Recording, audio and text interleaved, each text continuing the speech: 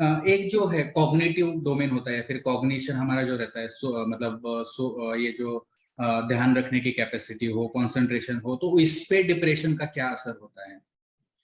तो डिप्रेशन में क्योंकि हमारे थॉट्स जो है, हमारे विचार शैली जो है वो पूरी तरह नकारात्मक रहती है और कुछ ना कुछ कांस्टेंट चलता रहता है, इसके कारण हमारे कॉग्निशन पर भी असर पड़ता है। मतलब लोग हमें कंप्लेन करते हैं कि अब वो कॉन्सेंट्रेट नहीं कर पा रहे पढ़ाई के ऊपर, काम के ऊपर ध्यान नहीं दे पा रहे हैं, उनको चीजें याद नहीं रहती हैं।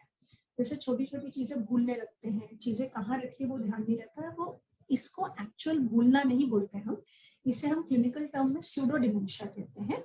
मतलब भूलने की बीमारी नहीं हुई है, पर क्योंकि दिमाग में विचार कंटिन्यूअसली चल रहे हैं तो ध्यान ही कम हो जाता है। तो अगर हमने रजिस्टर ही नहीं की है वो चीज तो हमें याद नहीं आने वाली। सिंपल एग्जाम्पल अगर मैं दूंगी तो सपोज आपने कहीं कुछ चाबी रख दी है, कोई सामान रखा है, पर वो रखते समय आपके दिमाग में कुछ और थॉट्स चल रहे हैं, आपका नेगेटिविटी चल रही है, तो आपने कहाँ रखा है वो रजिस्टर ही नहीं किया है, तो बाद में याद ही नहीं आएगा कि कहाँ आपने रखा हुआ है।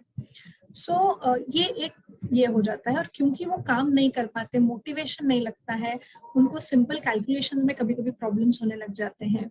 और ये हमारी जो इंटेलिजेंस की फैकल्टी होती है, जिसे आप कॉग्निटिव डोमेन बोल रहे थे, या सोचने समझने की शक्ति, हम अगर सरल भाषा में उनको बोले, तो उस पे भी इसका इफेक्ट दिखने लगता है सीवियर केसेस में। और वो इन टर्न फिर से ऐड करता है खुद के बारे में कॉन्फिडेंस, आत्मविश्वास कम करने में, खुद के बारे में और नेगेटिव फीलिंग लाने में कि देखो अब तो मुझे ये भी नहीं आ रहा है, अब तो मैं इस भी काम की नहीं रह गई। ये भी एक लक्षण है और वो उसको और बढ़ाता जाता है। So it's like a vicious circle, एक के पीछे एक बढ़ते जाता है।